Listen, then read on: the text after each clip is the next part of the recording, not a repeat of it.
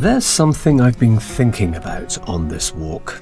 Every hiker has a reason for putting on a backpack. Some are chasing miles, some are chasing peace, some are racing the clock, while others simply wander. So it got me wondering, which type of hiker am I? And perhaps, more importantly, which type are you? So, those will know that on something like day 4, which is what this is for me today, something does happen on the trail, and you basically wind down to a level of pace that only walking for more than just a day walk will do. And there's really only a couple of things you think about, and that is where you're going to stay, and have you got enough to drink, and the food. You basically return to survival instincts, even though you're surrounded by villages and the odd shop here and there in the towns. You still really only worry about those 3 things. Everything else is kind of irrelevant, really. It's amazing what it does on the trail after a while. What I was beginning to realise was that this slower pace isn't something you can force. It takes time, but not everybody has that luxury. You know, you might have a big family, or some kind of family, and you need to spend time with them on your time off. And I understand, and I get that. Some people, you may for a couple of days want to experience hiking. And perhaps a lot of people go to the Southwest Coastal Path, and perhaps over a couple of days, over a weekend, they get themselves to Minehead and they bang out 2 big days, you know, they get maybe 40 miles done or something, you know, and maybe more. Good luck, you can do more than that. But that's great. I mean, if that's all you can do, then that is just great. Some people do the West Mendip Way every year, the 30 miles from Wales to uphill for charity. And what a wonderful thing to do that is.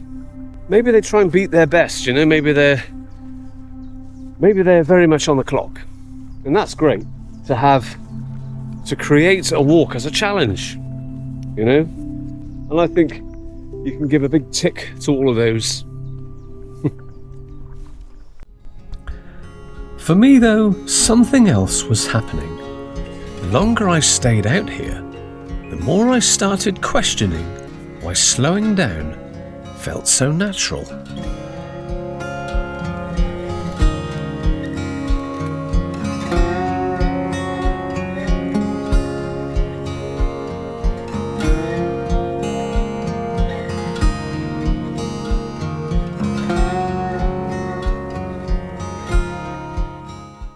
I've known a lot of people who are workaholics. Can't bear being idle, always have to be doing something. Now, that might be regarded as a quality to some, but I think that's a bit of a shame, personally. That's something it's a label that's never been aimed at me, because I love just chilling out and doing things at a very slow pace as much as possible. This trekking is just perfect for me. But yeah, you know, if you are someone who just can't stop, maybe try it. Just find out what it's like just to wind your brain down a bit. Take time to actually look, notice, and observe, and feel the atmosphere of places, you know? Get the vibe of country. It's just terrific. It is a happy place to some, and I think it could be a happy place to those also who should just give it a go. Maybe that's why long distance walking has become such an obsession for some people. I'd even go as far as to say that's winding down takes us down to an ancestral pace. You know, they themselves, when you go back far enough, they're just concerned with food and water and a roof over their heads. You know, and you know, I've not experienced this for years. I am very late into this journey myself. It was only last year on a 4-day hike. I had one failure hike where I got 2 days in and just couldn't walk come the end because it was just too much of a shock to the system. And then I tried it again and did all 4 days. And that was my moment where I realised how great it was. I think it changes you as a person. It gives you a bit of context to what life is all about. It's something that changes you. Changed me. Finally, I've hit the fringes of room. It's been a tough old day because it's been very hot. Right now, we are 17 minutes from the hotel, which is 0.8 miles. From the 49 miles that this is, we have less than 1 mile left. So, racer or wanderer? The truth is, there isn't a wrong answer. If you've only got a weekend, race the miles, chase a personal best, walk for charity, challenge yourself. But if you ever get the chance to spend 4 or 5 days out here, don't be surprised if something changes.